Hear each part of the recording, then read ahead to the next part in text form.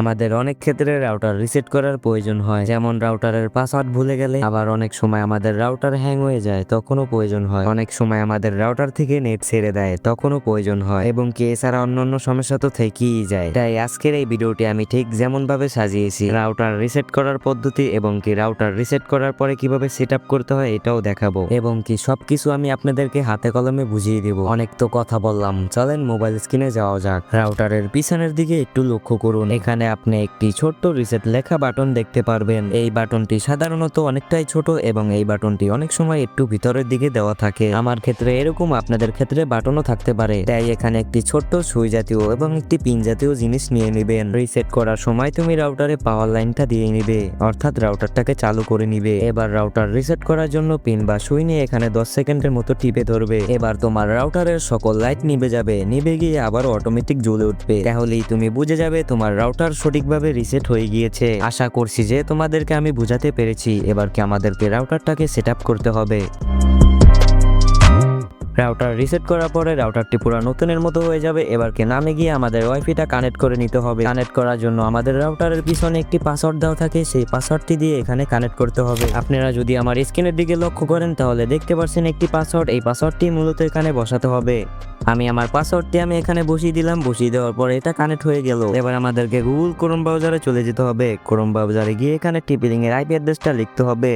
টিপিলিং রাউটারের IP address 192.168.0.1, এটা লিখে আপনারা সার্চ করে দিবেন।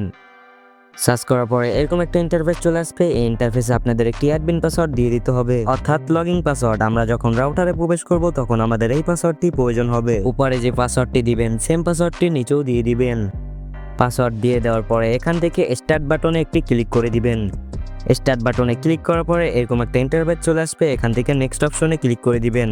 নেক্সটে ক্লিক করে দেওয়ার পরে এখান থেকে ওয়্যারলেস রাউটার এটা সিলেক্ট করে আবারও নেক্সট অপশনে ক্লিক করে দিবেন। নেক্সট অপশনে ক্লিক করার পরে আপনার আইএসপি আপনাকে কোন লাইনটা দিয়েছে সেটা এখানে সিলেক্ট করে দিবেন। বেশিরভাগ ক্ষেত্রেই পিপিওয়ে দেওয়া থাকে। আপনাদেরকে আমি সাজেস্ট করব আপনার আইএসপির কাছ থেকে আপনি জেনে নেবেন। আমি আমার আইএসপির কাছ থেকে এটা জেনে তারপরে সিলেক্ট করে দিয়ে নেক্সট অপশনে ক্লিক করে দিলাম। আমার ক্ষেত্রে পিপিওয়ে। এরপর এরকম একটা ইন্টারফেস চলে আসবে। আপনার আইএসপি একটি ইউজার নেমে একটি পাসওয়ার্ড বানিয়ে রাখে, সেটা এখানে দিয়ে দিবেন। এইটাও যদি আপনারা না জেনে থাকেন তাহলে আপনার আইএসপি কে বলবেন, তারা আপনাকে দিয়ে দিবে। আমার ইউজার নেম আর পাসওয়ার্ডটি আমি এখানে দিয়েছি। আপনারা উপরে যে পাসওয়ার্ডটা দিবেন নিচেও কিন্তু সেই পাসওয়ার্ডটাই দিবেন। দিয়ে দেওয়া হয়ে গেলে নেক্সট অপশনে একটি ক্লিক করে দিবেন। নেক্সট অপশনে ক্লিক করে দেওয়ার পরে এরকম একটা ইন্টারফেস চলে আসবে। এখানে আপনার রাউটারটা যদি ডুয়েল ব্র্যান্ডের হয়ে থাকে তাহলে কিন্তু আপনার রাউটারে দুইটা নাম থাকে, একটা হচ্ছে 5G আর একটা হচ্ছে 2G। আপনারা চাইলে এখান থেকে একটা নামও রাখতে পারেন কিংবা দুইটা নামও চাইলে রাখতে পারেন। আমি এখান থেকে 5G নামটা বন্ধ করে দিব। তার জন্য 5G নামের টিক চিহ্নটা উঠিয়ে দিব। উঠিয়ে দেওয়া হয়ে গেলে এখান থেকে নেক্সট অপশনে একটি ক্লিক করে দিব। নেক্সট অপশনে ক্লিক করে দেওয়ার পরে এরকম একটা ইন্টারফেস চলে আসবে। এখানে আমাদের ওয়াইফাইয়ের নাম এবং কি পাসওয়ার্ড সেট করতে হবে। তার জন্য উপরে আপনার ওয়াইফাইয়ের নামটা দিয়ে দিবেন এবং নিচে আপনার পাসওয়ার্ডটা দিয়ে দিবেন, যে পাসওয়ার্ডটি আপনি দিতে চাচ্ছেন। এখানে আমি একটি নাম দিয়ে দিলাম এবং নিচে একটি পাসওয়ার্ড দিয়ে নেক্সট অপশনে ক্লিক করে দিলাম। আপনারাও এখানে ক্লিক করে দিবেন। নেক্সট অপশনে ক্লিক করার পরে এরকম একটা ইন্টারফেস চলে আসবে। এখান থেকে আপনি সবকিছু দেখে নেবেন যে সবকিছু ঠিকঠাক দিয়েছেন কিনা। এখান থেকে চাইলে আপনি একটা স্ক্রিনশটও দিয়ে রাখতে পারেন। যদি সবকিছু ঠিকঠাক থেকে থাকে তাহলে নিচে সেভ অপশনে একটি ক্লিক করে দিবেন। সেভ অপশনে ক্লিক করে দিলেই আপনাদের রাউটারটা পুরোপুরি সেটআপ হয়ে যাবে।